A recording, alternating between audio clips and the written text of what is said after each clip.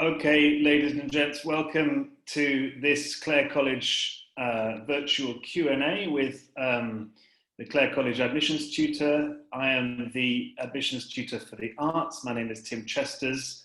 I'm also a Fellow in Modern Languages here at Clare. And the other face you can see on your screen is the proud possession of Professor Howard Griffiths, the Science Admissions Tutor. Howard, would you like to just introduce yourself briefly? Well, thank you, Tim, for that great build-up there. Yes, I'm Howard Griffiths. I'm a professor of plant ecology, but I'm a science admissions tutor, and I have an interest in sort of general global sustainability issues. So welcome to you all, and I'll let Tim take over and explain how we like to handle the questions submitting and so on. Okay, so in the chat window, you can see usually on the right-hand side of your screen, there's an opportunity to type questions, and that's how we're going to deal with the questions today. We ran this session, an equivalent session yesterday, which we also recorded and we're going to distribute. So if your question isn't answered today, then there's a good chance it will have been answered yesterday and you can look back at the other recording. But we hope to answer as many questions as possible. A lot came in yesterday and we struggled a bit to keep up with the number.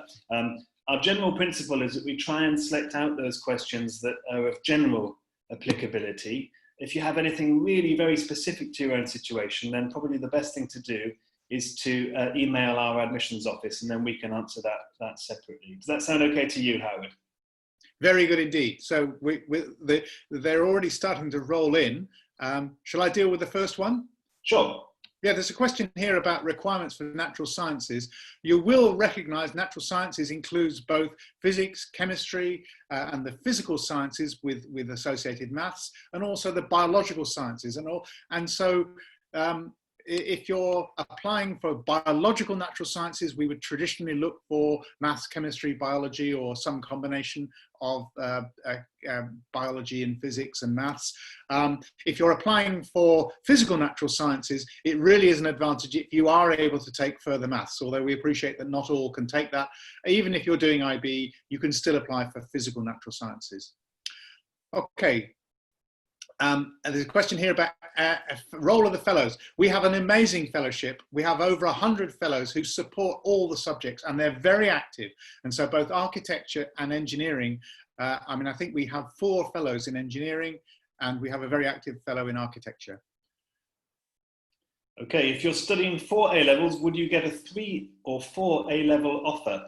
Our offer is a 3 A-level offer, but we do require you to complete the 4th A-level that you're studying. The reason we ask for 3 A-levels rather than 4 is that not all schools support 4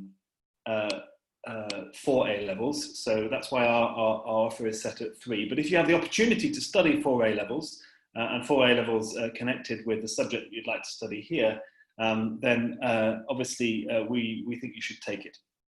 And I should add, just depending on circumstances, we may put include the 4th A-level in an offer in some subjects. Okay. Some questions about economics fellows. Sorry, there's a question about music practice rooms and other music facilities. Yes, music is a real strength at Clare.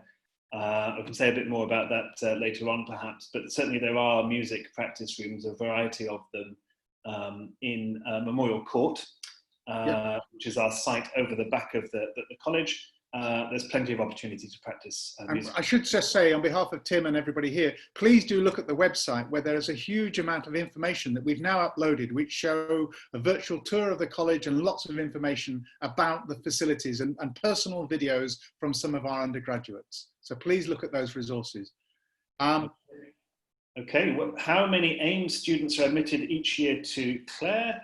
Around about 2 to 3 students per year, but this does vary. We don't have, as it were, absolutely rigid quotas in each subject. Where can we find out about books, magazines that would be good to read for our subject? Howard, I think you have the address for the HE Plus website. Yeah, I'll type that in a moment. There's a really good site for additional materials to work up, particularly for those of you who've had disrupted education this year. It's My HE Plus. I'll try and type that in a moment. myheplus.com, where you can get resources, but otherwise look at general things like New Scientist or magazines and popular books that are authoritative in a particular area to read around your subject. Recommend that. There was a question about handling overseas interviews and interviews in general. We will be handling overseas interviews using in a virtual sense. And so historically we've interviewed in Hong Kong, in Mumbai, and in Singapore. Those interviews will be scheduled perhaps probably at localized centers. And in the same way, the interviews in December will also be virtual, although we have not yet posted full details of how those interviews will be being conducted.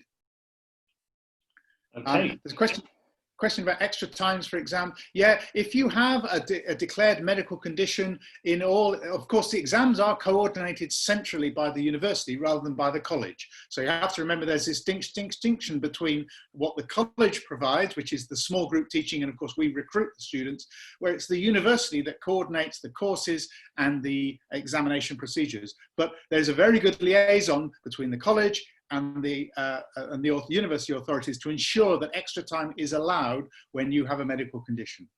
We've had a couple of questions about at-interview assessments for history and for history and politics. We're not running those this year.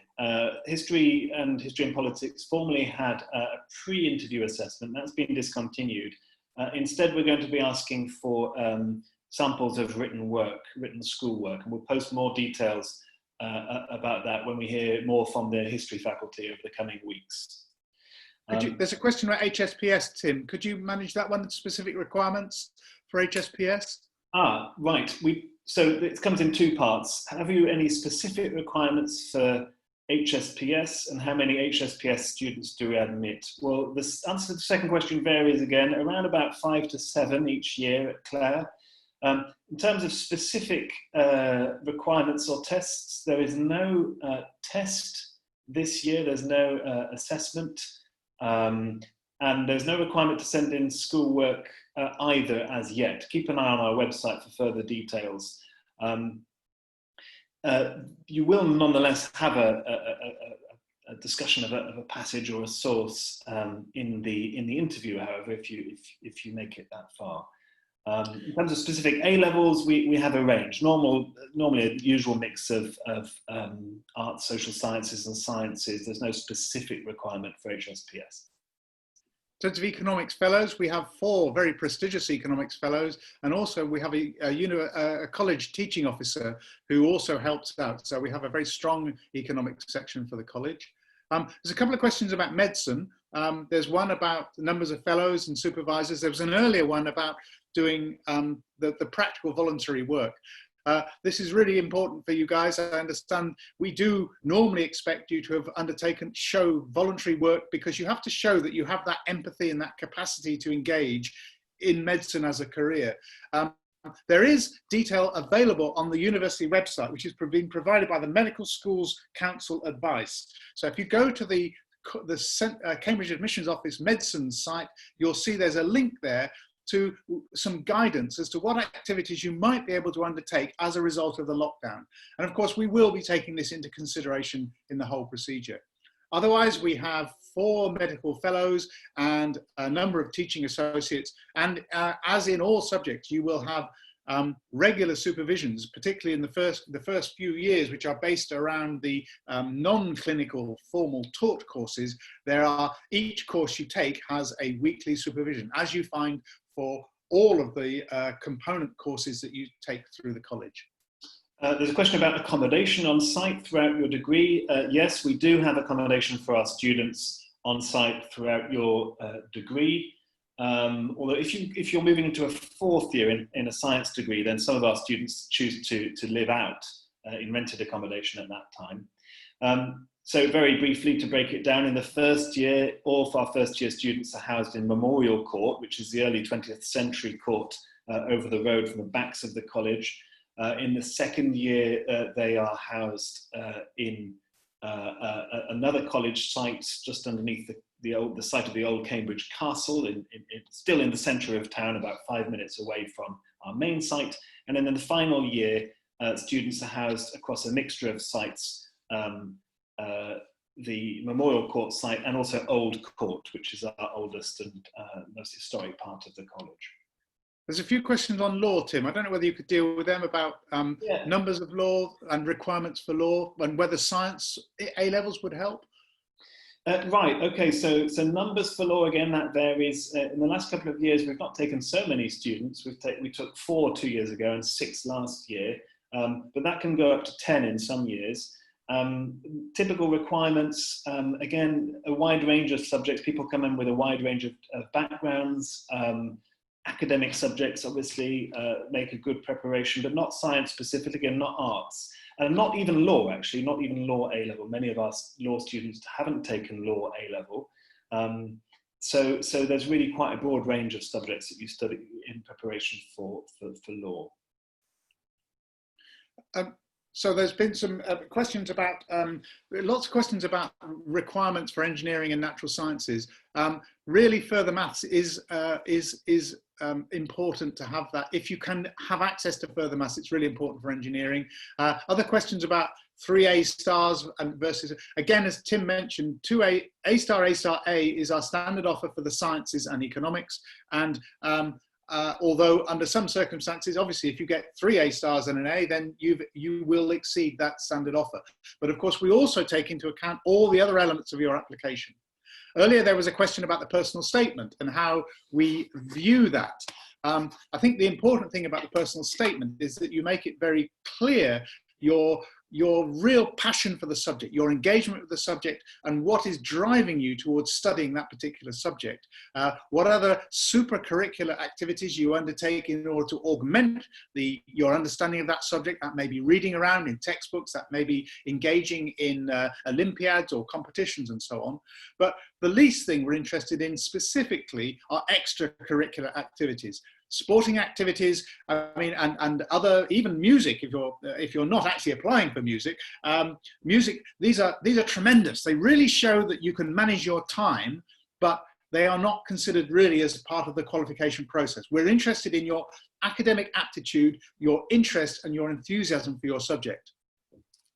That's absolutely right. So there was a question about whether, if you're not particularly musical, would you say that Clare is not for you? Absolutely not. I think, we don't have a typical Clare student. We have certain strengths, for example, in our wonderful college choir. But just because you don't sing or you're not musical doesn't mean you can't come to Clare. Absolutely not. And I would say the same about sport. Just to reiterate Howard's point. We just don't take applicants on the basis of their musical or sporting prowess. We're only interested in your academic ability. Okay, there is another question. There are lots, as you can see, that are coming in. Can I take one, Tim, on maths? And yes. Maths, there's a question about IB in maths, and of course, you can't take a double maths in the IB. You take the higher level maths. It would be required or is not essential for veterinary medicine. Chemistry is essential for veterinary medicine, but the more maths you can take for any of the sciences, the better it is, particularly economics. There's a question here about taking pure maths and getting a 1-1 in step 2 and 3. That's a standard offer that is held for maths in general for most colleges to get a 1-1 in those 2 exams. The 6th term examination papers must be sat by those just applying for pure maths. Okay, they're sat in the June after your normal diet of A-levels or examinations. There's a very good question here about the Clare College community and whether there are cliques based on degree choices. And the answer to that is no, there aren't. We organise our accommodation quite carefully so that students from different degree subjects are housed together, for example, on the same staircases in the first year. And what tends to happen is that those students tend to socialise and get to know each other best. And that's across degree disciplines. So we don't sort of corral people into certain pathways. You tend to find that actually social interactions across the college are very, very fluid and don't just come down to things like degree choices. How many MML students do we typically take each year, and what's the interview and assessment process like? Well, the answer to your first question, again, it varies between about 8 and 10 each year at Clare. The interview and assessment process, I think the quickest way to get that information is to go on the MML faculty website. And I would say in general, actually, that Howard explained earlier that the university sets the core curriculum for all of the colleges. There's nothing college specific about the course that you study. And we've also centralized to a large degree, and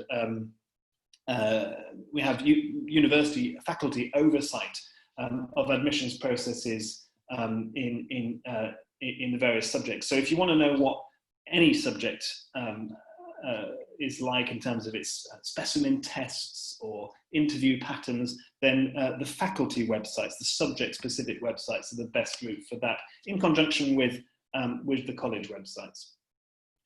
Okay, so there's been quite a few questions about numbers in individual subjects, and I'm going to run through some of them very quickly. The question about numbers in music, well, that's anything between 3 and 5 or maybe 6 in a given year. Psychology, PBS, around 2 to 3 students each year. Engineering, between 10 and 12. Economics, around between 5 and 7, I think, Tim, is that right? Yes, around about that. Yeah. And the college, when will colleges be open to visit again? Well, we are hoping to, all freshers will be arriving in October this year. So we will be open, but whether the extent that we'll be open for visitors in general will still be around, it will depend upon the government requirements for social distancing and so on. Because of that, we don't think that it will be safe to bring many of you for interview here this year, and that's why interviews are going to be run on a virtual basis. Although the full details of that interview procedures haven't yet been published, and so they will become available on the website very shortly.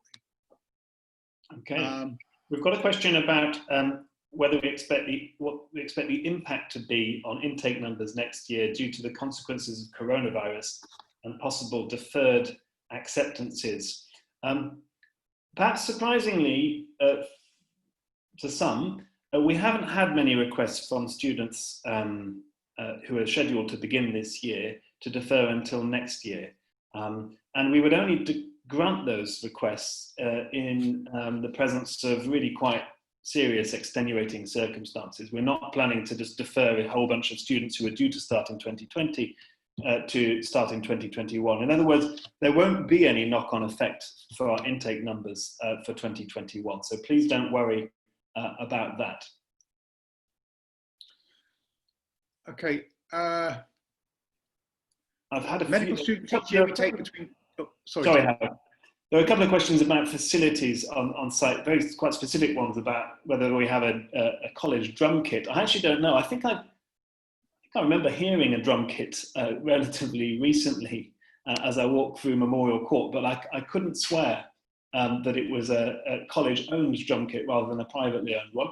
I think probably the best. We do have access to magnificent timpani through the orchestra. I've seen it on a regular basis when I go to the orchestral concerts each term. So we have wonderful timpani. We have a timpani. Whether we have a drum kit is a different question. I think that kind of specific question, perhaps if you could email us that and we can look into it in a bit more detail. There's a question about ratio of applicants for national sciences accepted each year. Howard? We take we take about 30 natural sciences students each year, round about equally split between those opting for physical natural sciences and those opting for biological natural sciences. There's a couple of questions about the BMAT and how we use that. I mean, obviously we do take all elements of an application into question, and this is something that is There's been a lot of very specific questions about pre-interview assessments and so on, but we do we do read every aspect of your application and look at your background and look at the background of your school and the performance of your school, which we can tell from various tables and so on. So we can also see whether, for instance, you've changed schools as a result of moving from GCSE to A-level. So in addition to that, we then have these pre-interview assessments, which include the BMAT, and they are used to make a judgment as to how strong you may well be, set against all the other indicators that you've provided and all the other contextual data that we have. In general, so that the BMAT is in the same way used as an indicator of your aptitude and potential for studying medicine. Another question about the natural sciences. There will be a specimen paper, but I think from memory, much of the new version of the paper will be similar to some of the multiple choice questions which are already available in past papers. So you may, if you wish to start working, and the same goes for any of you who are thinking of applying for subjects and you want to do something during this long summer that's coming up, do have a look at the pre-interview assessment websites where past papers will be available. And also, as I said to you before, have a look at the website myheplus.com. I'll try and type that in now because there's a huge amount of resources available there for nearly all the subjects and triposes that you might consider applying to. Okay, while Howard types in that address, a couple of questions I can see about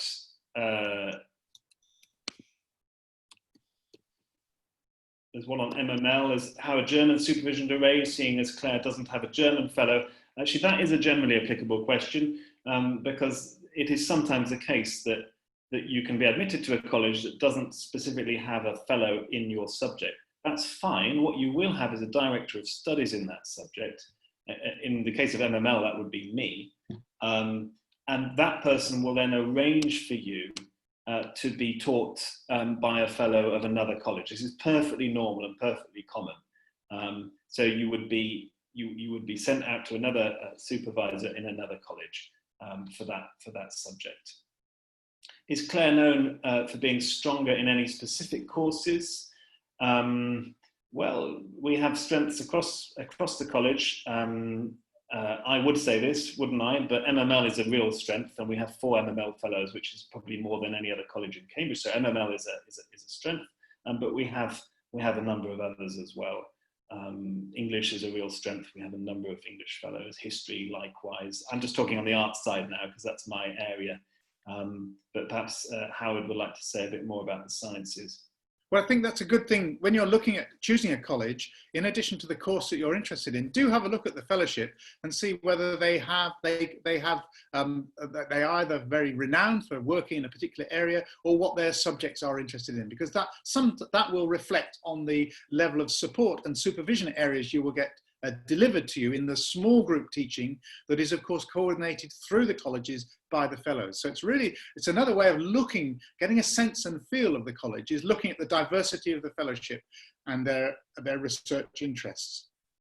We have a question about the state independent ratio for applications and offers. Typically, the state independent ratio for applications is about 70-30, and the ratio for offers is about 70-30, 68-32, something like that, state independent.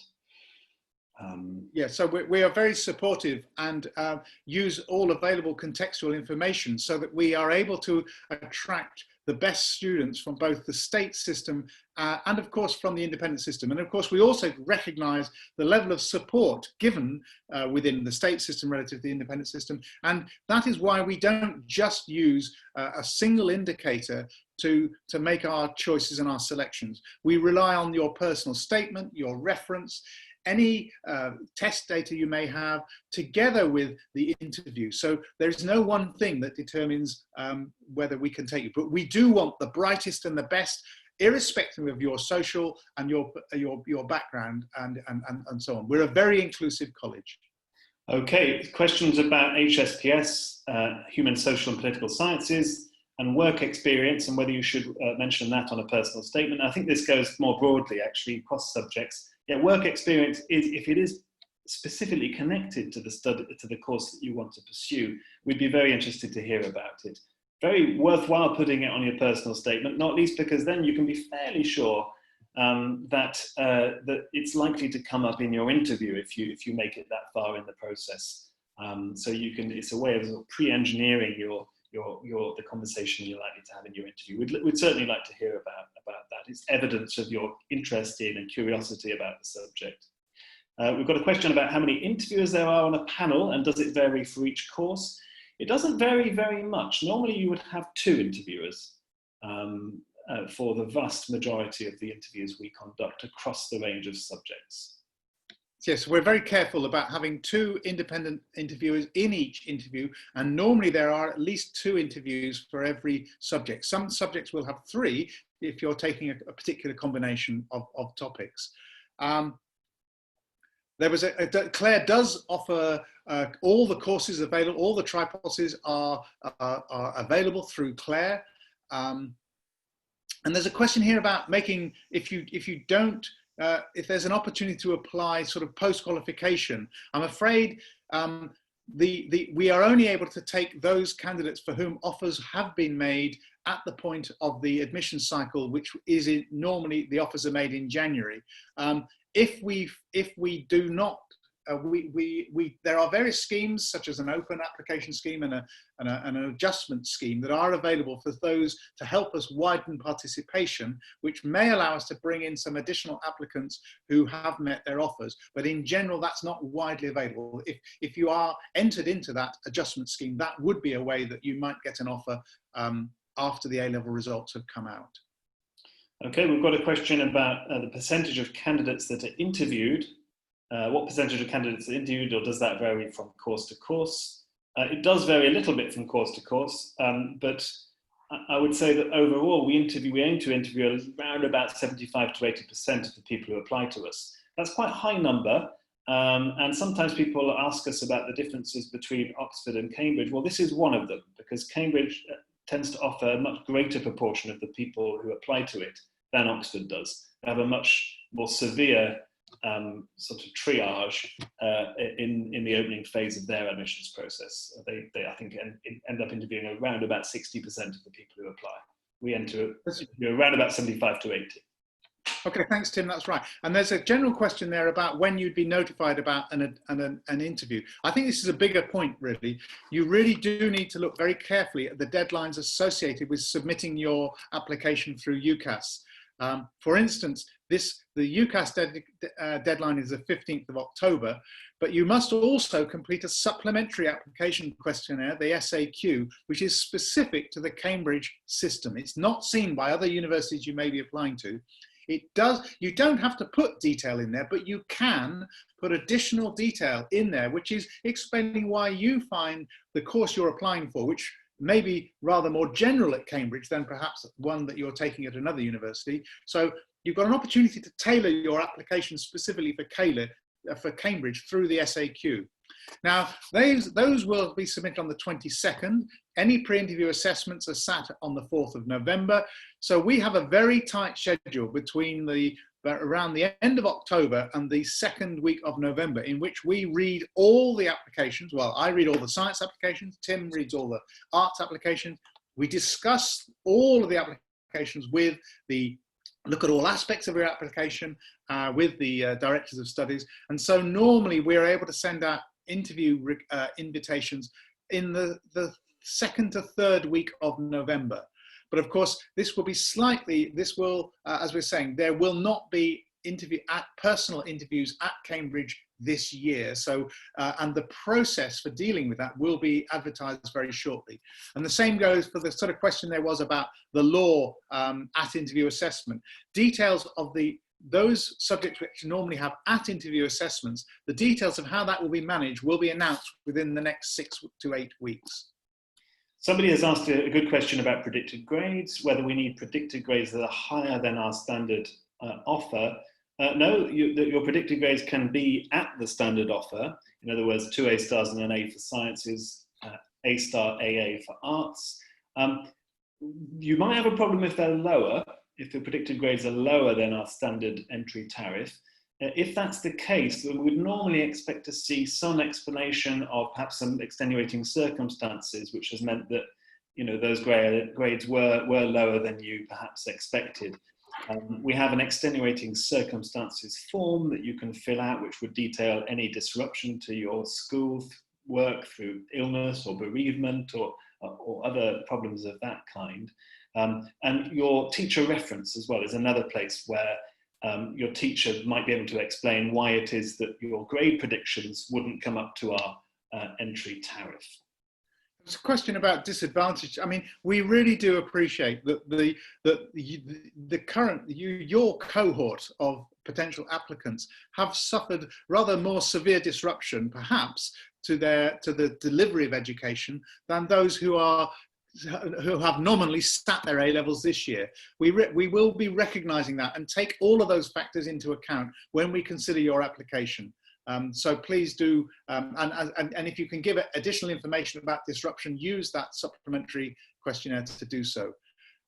Question about A-level prediction for psychology. We would prefer for psychology that you actually have a science A-level or a combination of science A-levels. Psychology as an A-level is not a requirement for studying psychology. We would much prefer, in a way, to have core A-level information, although of course you would not be excluded. And if your A-star grade was predicted for psychology, that would be excellent as well. Howard, I've got a private question to me about asking me to elaborate a bit on the widening participation schemes that you touched on earlier. So each college in Cambridge, and indeed in Oxford, this is sort of shared across the two universities, participate in a widening participation scheme. They're assigned different regions of the UK, and we send out representatives to schools. We receive visits and run events for schools, right back to primary schools actually, which aim to try and raise aspirations among disadvantaged children. Clare College was actually a kind of sector leader in this. We started reaching out to primary school children in disadvantaged areas earlier than anybody else, and we're quite proud of our work in this area.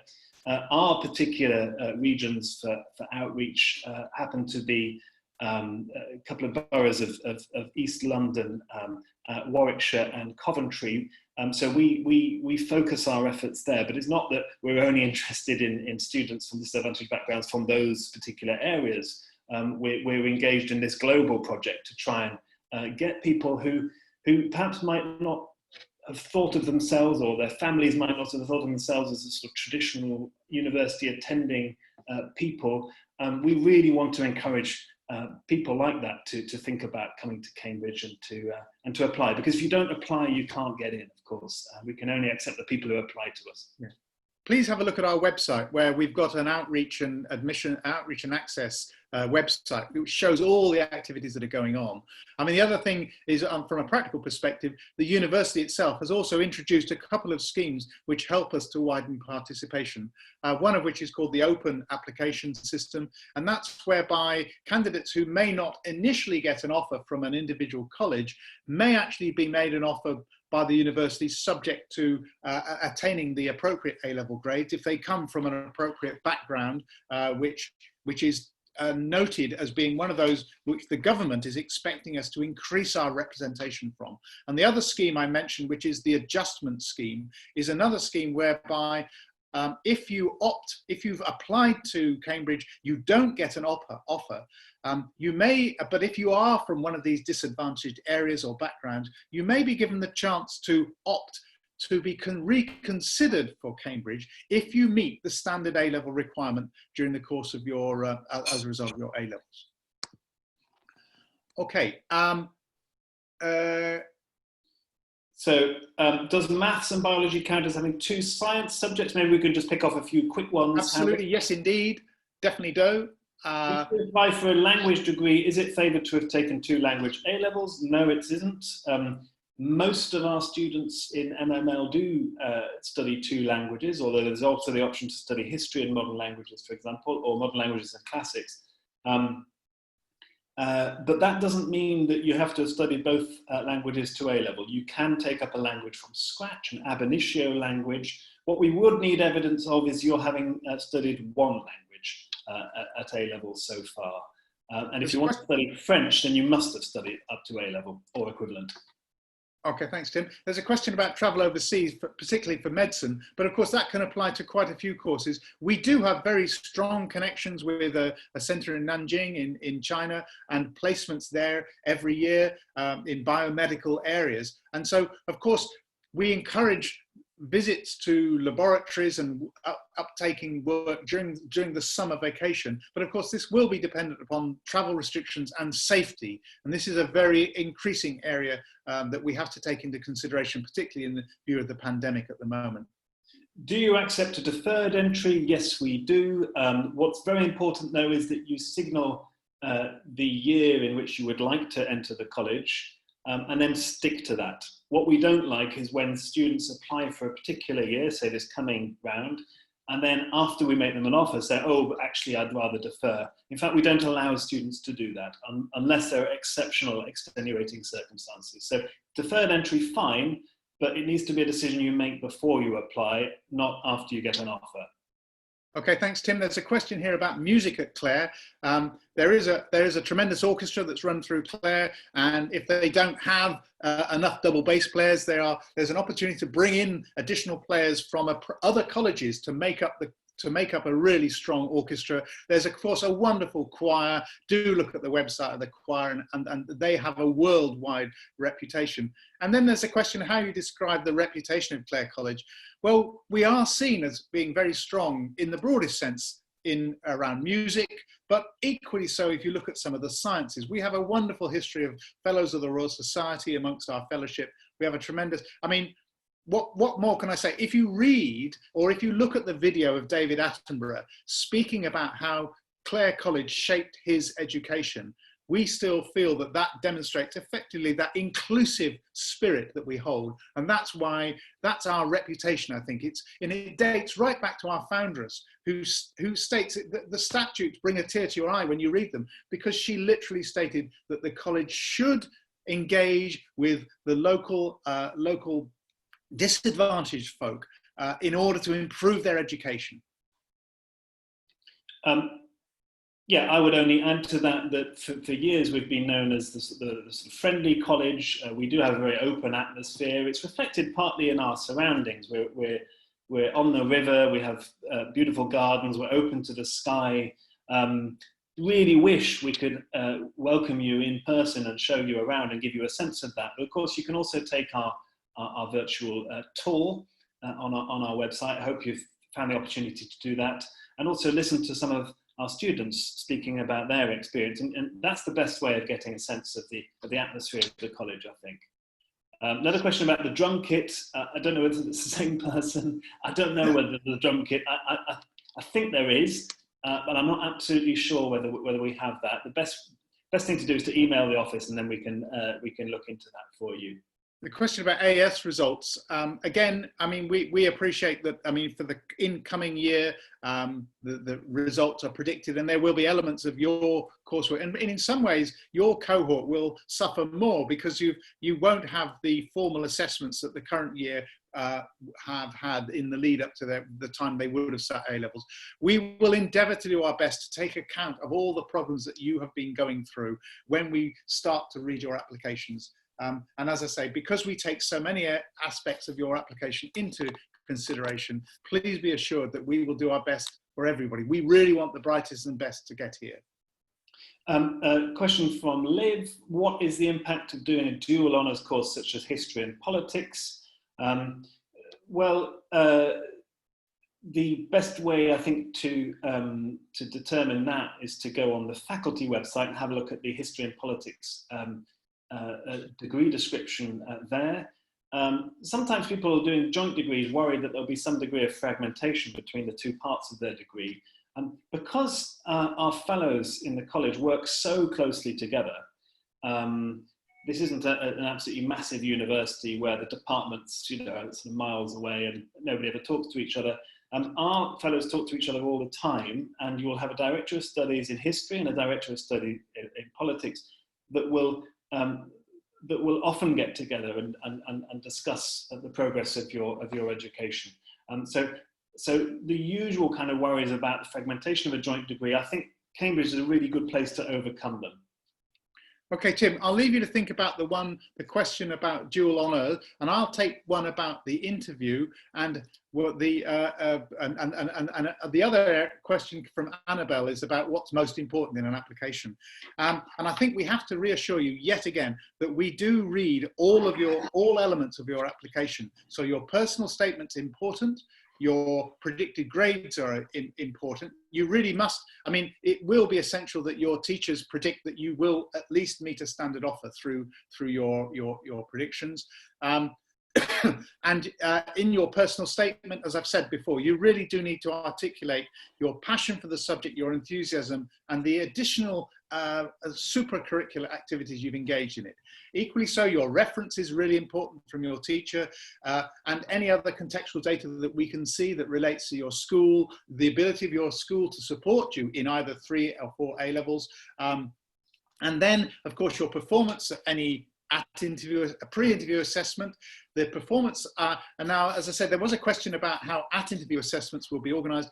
At the moment, this is still being decided, and so there will be details published about how at-interview assessments will be presented during this time of remote interviews. So we put together, and then of course, then there's a performance at interview. And the question I think Olivia, well, was it Annabelle said, asked about was how important is the interview?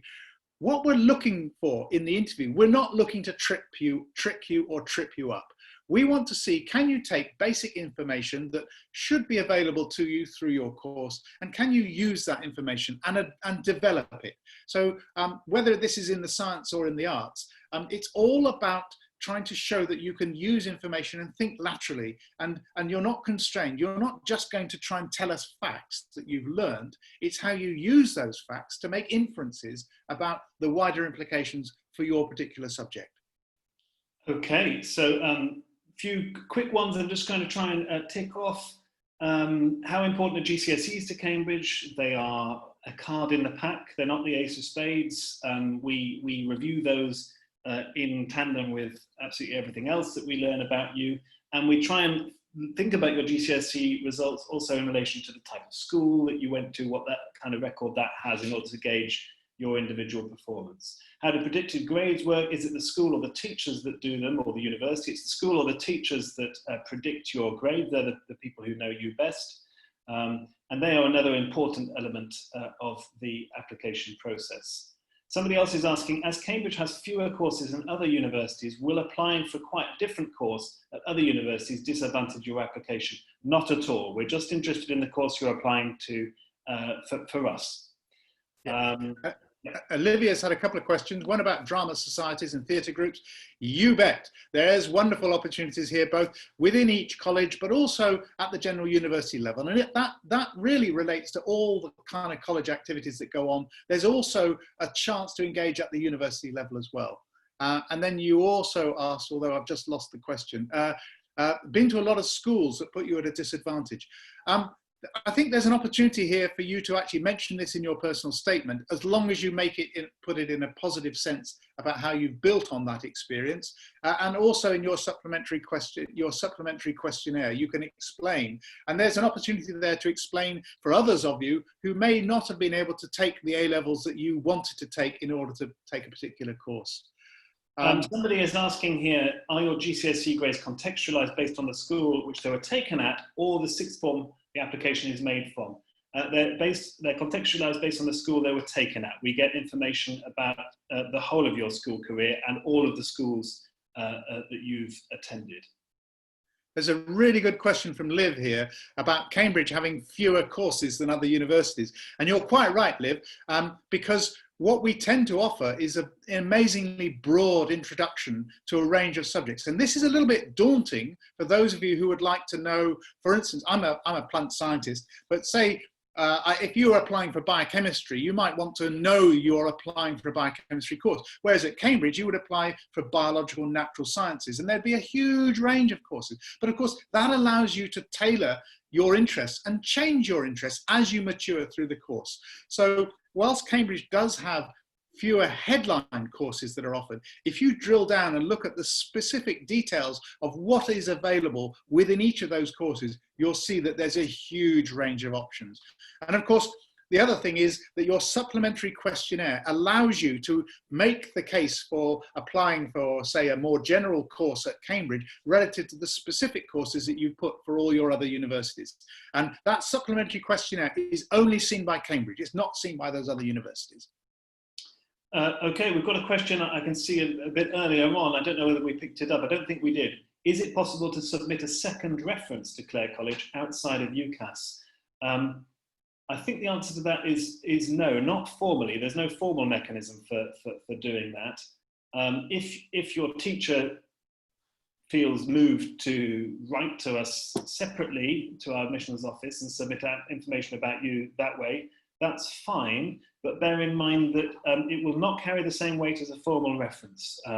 We need to assess everybody really using the same parameters for reasons of fairness. So typically it's not possible to submit a second reference to the college outside of UCAS. I mean, obviously, there are some examples when we have homeschooled individuals, but again, it's important that a tutor writes that independent reference for the individual rather than your parents. We've got a question just come in. Could Professor Griffiths elaborate on the idea of lateral thinking? Well, I think this, to me, shows that you can take an observation and then you can develop from that logically. Now, this may be a mathematical basic equation and you're asked to try to apply this to a particular problem, or it may be given an object to make some observations of and to then explain either some element of physics or chemistry or biology that relates to that. And I'm speaking here from a sciences perspective, obviously.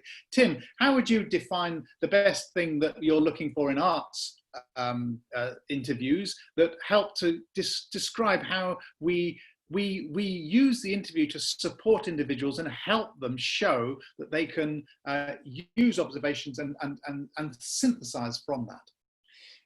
I would very much agree with your characterization on the science side, actually. Well, Tim's dropped out. Maybe we've lost a connection here. Maybe I've lost a connection. I think you might have lost a connection, Howard. I'm going to keep going, not least because time is short. So I think you're back. Yes.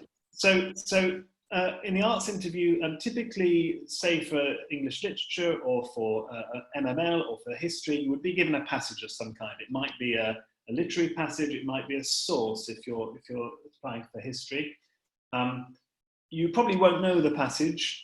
That's fine. This isn't a test of your existing knowledge. What it's a test of is your ability to take a piece of information and then develop insights and extrapolate from that piece of information in order to make a series of connections. And that's what I would characterize as kind of lateral thinking. It's the ability to make perhaps unexpected connections between a new piece of information and then your existing information. So for example, an arts interview is not a test of how many books you've read. It's a test of how easily you're able to process new information, perhaps establish connections with things that you already know. But it's that connectivity that we're really interested in. And the really essential point is that across the subjects, the interviewers are really on your side. One way to think of an interview is a sort of mini supervision. We want to see what it would be like, and you should want to see what it would be like to have a supervision, to have a conversation where we try and develop knowledge along these lines. The question here about taking art and design for when instead of maths.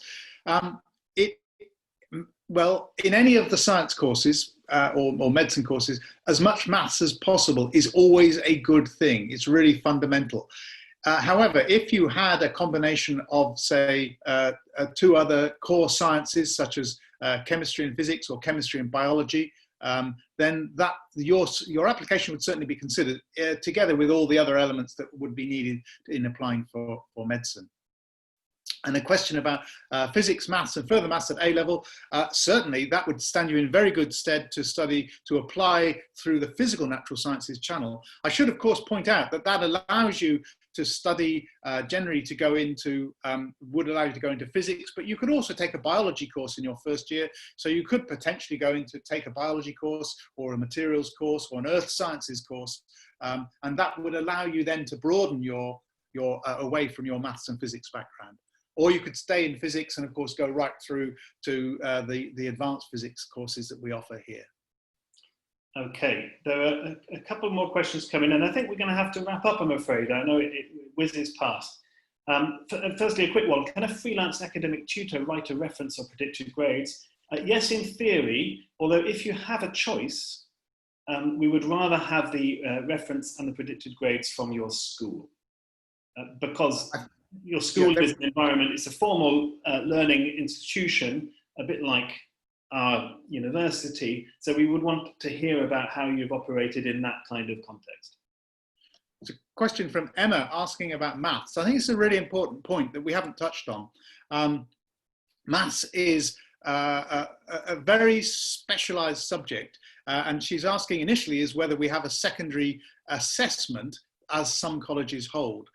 The answer is no, because unlike other interviews where Tim we maybe mentioned that sometimes you might use elements of a personal statement to initiate an interview or conversation about some aspect of coursework that you may have undertaken. For maths, very much the message is you're sat down and let's do some maths. And I think it's really important that that is how, and so for you would have 2 maths interviews to study maths here. And of course, the assessment that we take very much into consideration is the 6th term examination papers. They are particularly challenging. And I do advise you, if you're thinking about applying for maths, that you have a look at some form of step papers and to see, that will help you practice and practice and practice, because you really do need to practice to get the grades that are required, which is the 1 in papers 2 and 3 to qualify for entrance here. The other thing is to think about whether maths, pure maths, is actually your best subject. And if you think that the step papers look a little bit beyond you, have a look at some of the other courses that involve strong maths. And here we're thinking about economics, physical sciences, or natural sciences or engineering. Because often we tend to find that some individuals are kind of pushed to take maths by their parents, whereas actually they might be better to think about how they might use their very good maths if they're not at the highest rank of the pure mathematicians. Okay, some very quick ones. Can you explain the importance of fellows and what they are specialised in is something that should be taken into account when choosing a college? Information about the specialisms of our Clare College Fellows can be found on our Clare College Virtual Open Day website, where you get a rundown of what each of us are interested in. Yes, if that fellow's interest seems to chime with your own currently, then why not? That seems like a good reason for choosing a particular college. Bear in mind, though, that your interests are likely to develop and change pretty rapidly once you arrive. So while you might like, I don't know, the Vikings now, if you choose your college based purely on the Viking specialism and expertise of a particular fellow in history, for example, you might find that your interests have moved on pretty quickly within a few months of having arrived. So yeah, bear in mind you'll be taught by a range of people here, including the fellow in the college, and proceed on that basis. Do you need physics? I'll take one if I can, and then I'll leave you to have a look at the music one. There's an is it from Rohan, thinking outside of the box in an interview. Can I just, the interview is very much in the way that we deliver small group supervision teaching here. And it shows an opportunity for you to articulate your thinking. So the important thing in an interview is to explain to the interviewers the logic, the line that you're taking in addressing the questions that they may have posed. And I think that is really important, that you talk through what you're doing. So jumping straight to an answer would not be a good idea in an interview. It would be much better to explain where you're going. And then the interviewers can help you. If you've gone off on a wrong track, they can reset you and say, well, no, perhaps if we just start from this perspective, how would you now develop this? You offer history and politics, but there are no politics fellows. Would I be at disadvantage? We actually do have a politics fellow. Helen Thompson is our politics fellow here. Some of the job titles carried by our fellows are a tiny bit confusing, so it might not be immediately obvious that they specialise in politics, but Helen would be our politics fellow. How many separate interviews are there for music? There are 2. Will there be an opportunity to perform to the interviewers? Absolutely. Do you need STEP for physics, Howard? Maybe a one-word answer. No. Are there any ways we can show we have time management skills? Time management skills that are better than Howard and mine, of course, because we've now overrun by at least 13 minutes. Well, if you do a number of, haven't we? Are we okay? No, we're okay. We're fine. Yeah, okay. Yeah. If you do a number of extracurricular activities, then these might be worth mentioning on your personal statement as evidence, really only as evidence of your time management skills. You're able to balance your time between schoolwork and other things. As we've already said, in and of themselves, I mean, it's great if you're a wonderful chess player or musician, but that's not going to get you into Cambridge. What might help make your case, though, is if it does happen that you do a lot of these things, or, I mean, they don't have to be, music or sport. You might be in a situation where you're a carer, for example. You have other family responsibilities. That would also be evidence of your ability to manage your time. So these are different things that you can raise as evidence of that in your personal statement. Yeah, I think. Thank you, Tim. I think that's a really, really helpful overall summary. I think the important thing to note is, if we can wrap this session, bring this session to a close. First of all, thank you very much for your amazing perception and interest in the various subjects.